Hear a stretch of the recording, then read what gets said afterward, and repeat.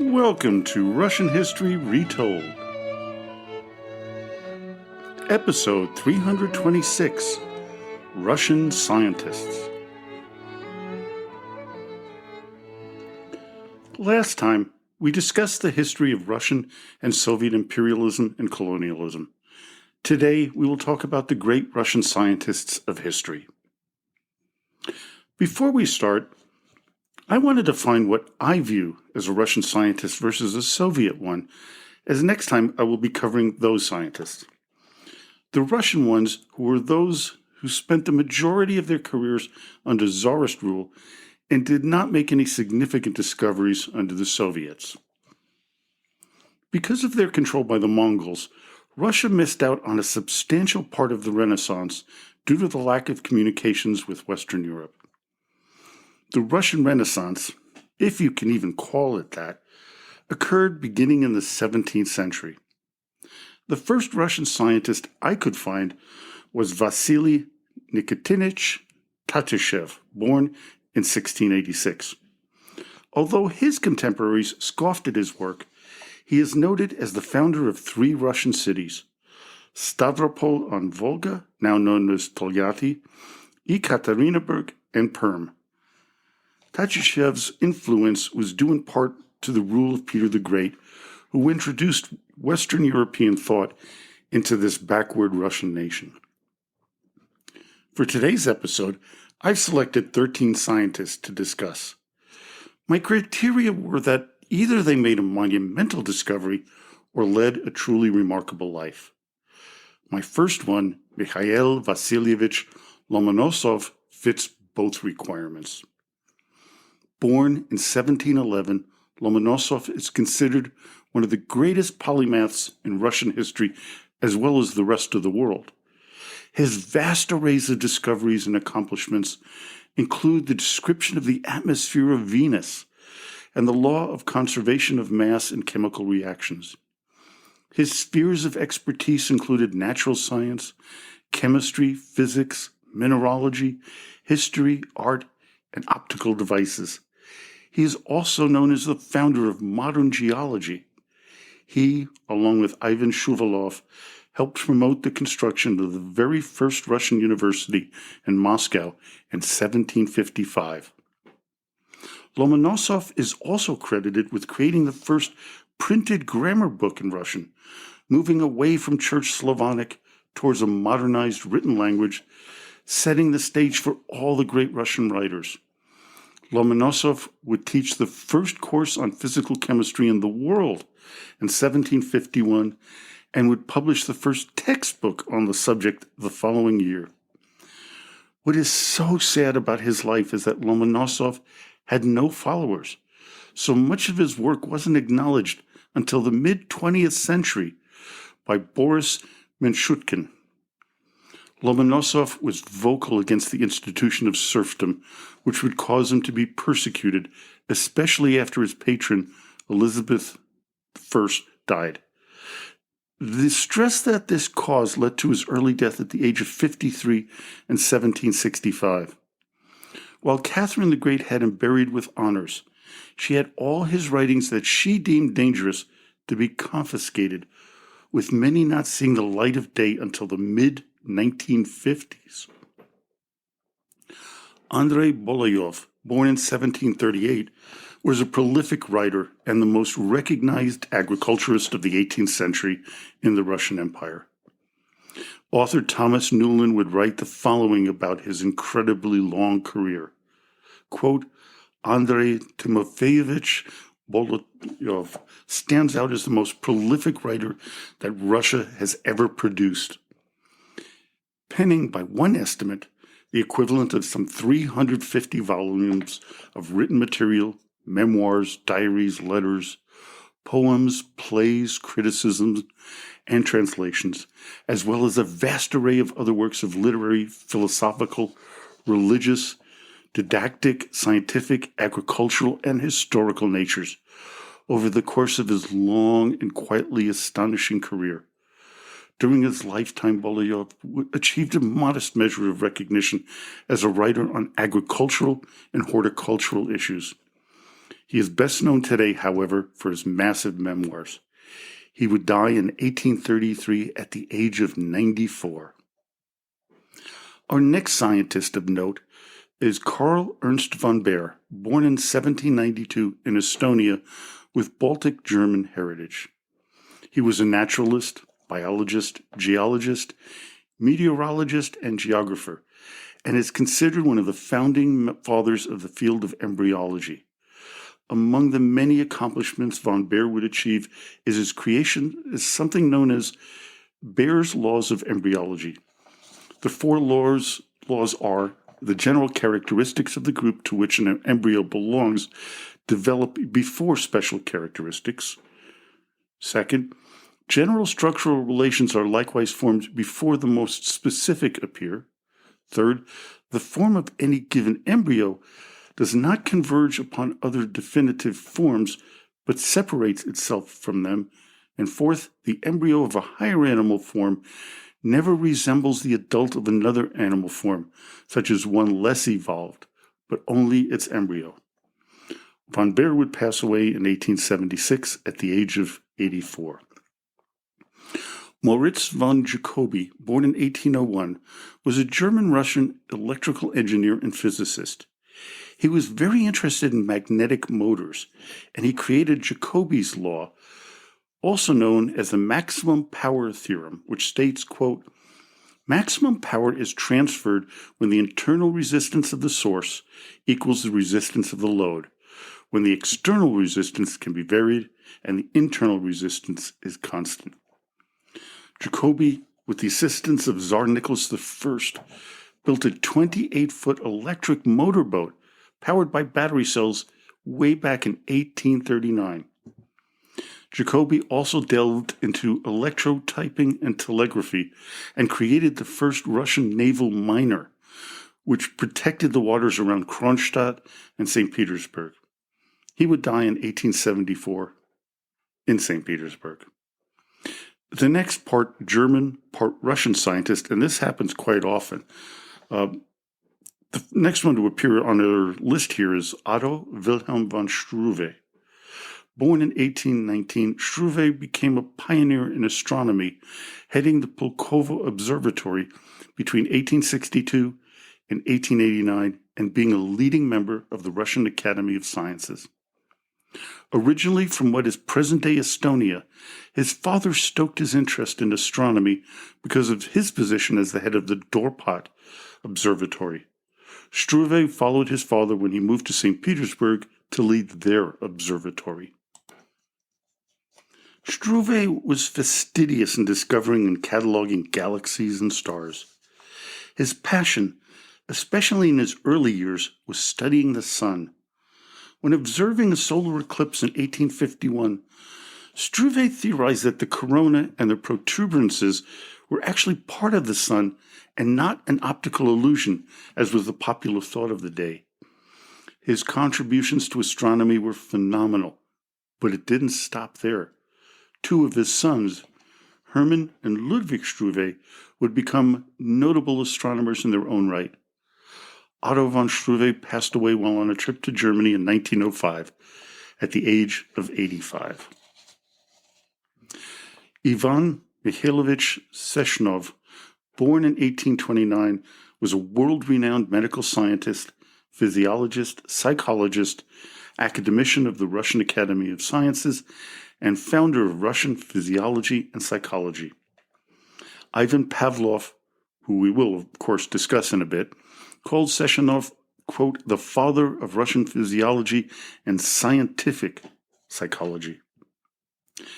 Despite his immense contributions to neurophysiology, among other things, Sechenov would come under great pressure from the Tsarist regime, once even being put on trial in 1866 by the censorship committee in St. Petersburg, accusing him of spreading materialism and of, quote, debasing of Christian morality. When he died in 1905 at the age of 76, Sechenov would leave a lasting legacy in the fields of physiology, reflexes, neurology, animal and human behavior, and neuroscience. Our next scientist of note is Sergei Botkin. Born in 1832 in Moscow, Botkin would modernize Russian medicine. He introduced triage, pathological anatomy, and post-mortem diagnostics into Russian medical practice during his life. Now, if the last name Botkin rings a historical bell, it should. He was the father of Dr. Eugene Botkin, the personal physician to Tsar Nicholas II and his family, who was murdered by the Bolsheviks along with them in 1918. Among Sergei Botkin's accomplishments was correctly associating catarrhal jaundice with an infection known as hepatitis. He was also one of the court physicians for Tsars Alexander II and III. Now, the following person on this list even surprised me, as Alexander Borodin is best known for his musical compositions, which included the poetic steppes of Central Asia and his opera Prince Igor, which contains one of the most beautiful pieces of music, the Polovetzian dances. Now, if you want to hear a clip of this music, you should just go onto YouTube. There's a number of great renditions of the Polovetzian dances. It's absolutely beautiful. Now, Borodin's self-proclaimed primary occupations were as a physician and chemist. His life, though, was really, really fascinating. He was born in 1833 as the illegitimate son of a married 25-year-old Russian woman and a 62-year-old Georgian father. Because of his illegitimacy, he was registered as the son of a serf, Porfiry Borodin. His Georgian real father would emancipate young Alexander when he was 7. His mother would never acknowledge Alexander, preferring that he call her his aunt. Luckily for Borodin, his birth father provided Alexander with an excellent education, and even though he was not allowed to attend a proper school, his father supplied him with a number of private tutors. In 1850, Borodin enrolled in the Medical Surgical Academy in St. Petersburg. Over the next 5 years, he traveled to Germany to attend university. This would lead to a postdoctoral position in chemistry at the University of Heidelberg between 1859 and 1862. His work on aldehydes would put his name in the pantheon of great chemists of his time. Borodin would pass away in 1887 at the age of 54 due to the effects of cholera and a number of other ailments. As a side note, an incredible piece of trivia that I found really fascinating, Alexander Borodin was posthumously awarded a Tony Award in 1954 for the adaptation of his music for the Broadway musical Kismet. Our next person of interest is Dmitry Mendeleev, the Russian chemist who developed the first periodic table of elements.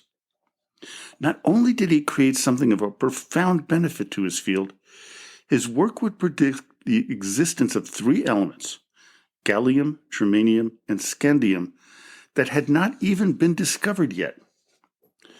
Mendeleev was born in 1834 in Tobolsk, Siberia, to Ivan and Maria Mendeleev, both of whom were highly educated. Dmitry's father was also the principal of a school. And after his father passed away when he was 13, Dmitry's mother, seeing his absolute brilliance, took him to Moscow to enroll him in university. They rejected him, though, forcing them to try St. Petersburg, his father's alma mater. Between 1859 and 1861, Mendeleev worked on the capillary of liquids and the workings of the spectroscope in Heidelberg, where he would publish his first book entitled Organic Chemistry. In the year 1868, Dmitry would begin the work on his monumental discovery. The following year, he claimed that he began to see how to categorize all the elements known at this time. Mendeleev said it came to him in a dream. Quote, "I saw in a dream a table where all the elements fell into place as required. Awakening, I immediately wrote it down on a piece of paper. Only in one place did a correction later seem necessary." His presentation on March 6, 1869 to the Russian Chemical Society was titled The Dependence Between the Properties of the Atomic Weights of Elements, describing elements according to atomic weight and valence. 3 months later, Lothar Meyer would publish an almost identical table. But because of Mendeleev's prediction of 3 elements that had not yet been discovered, his work was credited with being the one that would be taught in schools throughout the world. Here's another one who had an interesting personal life. And it was a bit of an issue, as he married his second wife while still being married to his first. Now, this prevented him from being admitted to the Russian Academy of Scientists, despite his international fame. Not to stop there, Mendeleev worked on the properties of petroleum, creating the first oil refinery in Russia. Surprisingly, Mendeleev would never win the Nobel Prize for chemistry despite being nominated 9 times around 1905 and 1907. The proposed reason was jealousy from a few members of the Nobel Prize Committee, and one argument that the discovery of the periodic table was too old to award a prize to. Mendeleev passed away from the flu in 1907 at the age of 73. Our next scientist is one we mentioned earlier, Ivan Pavlov, a physiology and neurology graduate. Born in 1849 in Ryazan, Ivan did not learn to read until he was 7 and didn't begin school until he was 11. Once he began his formal education at the seminary his Russian Orthodox priest father enrolled him in, it became apparent that Pavlov was an extremely bright young man. He would abandon his religious studies in the 1860s after following and learning from Ivan Sechenov, the father of Russian physiology. Enrolling at the University of St. Petersburg to study natural science in 1870, Pavlov impressed the teachers with his incredible work, especially on the physiology of the nerves of the pancreas. After leaving the university, he would go on to intern under Sergei Botkin. From there, he would head over to Germany, as many of the Russian scientists would, to further his research, especially regarding the nervous system of dogs. Because of this research, he would become the first Russian to win a Nobel Prize in 1904 for physiology and medicine. Of course, Pavlov is best known for his discovery of classical conditioning through his experiments with dogs. Ivan would continue much of his work after the Russian Revolution, as Lenin admired him, even though he made no bones about his disdain for Soviet communism. In 1927, bravely, Pavlov appealed to Joseph Stalin, condemning his treatment of intellectuals. Before his death, though, in 1935, he began to soften his position against the government. His laboratory and study would be preserved as a museum. Alexander Dianin was an important chemist born in the Vladimir Governorate in 1851. He would discover a compound that is still in use today, although it is now considered an undesirable product known as bisphenol A. In my professional world, I've lectured about the problems with bisphenol A being a powerful endocrine disruptor, although some of the industry that produces it would dispute my allegations. Bisphenol A is also known as Dianin's compound, which he created first in 1891. The method of production is still in use today. It was used as a plasticizer, making plastic bottles softer, and as a liner in canned foods. As for his personal life, it's amazing with these Russian scientists, all the little webs that you find. He married the adopted daughter of Alexander Borodin, of course, whom we talked about a little earlier. We're down to our last 2 famous Russian scientists, the first being Vladimir Vernadsky, also known as the father of someone still very important to this very podcast, and that is Russian historian George Vernadsky. Vladimir was born in St. Petersburg in 1863 to a professor of political economy and a noblewoman of Ukrainian Cossack descent. A stellar mineralogist and geochemist, Vernadsky is considered one of the founders of geochemistry, biogeochemistry, and radiogeology fields. Vladimir would specifically choose the field of mineralogy to focus on, a field my brother Alex is considered an expert in as well. Writing to his wife Natalia while traveling in Europe to further his education, he would say, quote, "To collect facts for their own sake, as many now gather facts, without a program, without a question to answer or a purpose, is not interesting. However, there is a task which will someday the human mind will solve, and which is extremely interesting. Minerals are the remains of those chemical reactions which took place at various times on Earth. These reactions take place according to laws which are not always known to us, but which, we are allowed to think, are closely tied to the general changes which the Earth has undergone as a planet. The task is to connect the various phases of changes undergone by the Earth with the general laws of celestial mechanics." Vernadsky would be another Russian scientist who would make a smooth transition to being a Soviet scientist as well. Early on, he would play an advisory role in the Soviet atomic bomb project as one of the most forceful voices arguing for the exploitation of nuclear power. Unfortunately for Vernadsky, he died in 1945 at the age of 81 before the project he was working on could come to fruition. His son George, though, would not share his father's belief in the Bolsheviks, leaving Crimea in 1920, heading to Istanbul, and finally to the United States in 1927. There, he served as a professor of Russian history until his retirement in 1956. George Vernadsky would write 6 books on various aspects of Russian history. Our last scientist is Dmitry Ivanovsky, a Russian botanist who, along with Dutch microbiologist Martinus Bjergnek, is considered the co-discoverer of viruses in 1892 and one of the founders of the field of virology. His discovery was due to his research into a tobacco disease causing great damage to plantations in Ukraine and Bessarabia. Ivanovsky found that the damage was being done to the plants by an organism much smaller than any bacteria known at the time. He passed away in 1920 at the age of 55. Well, I hope you enjoyed today's episode. Join me next time when we cover the famous Soviet scientists of the 20th century. So, until next time, до свидания и спасибо за внимание.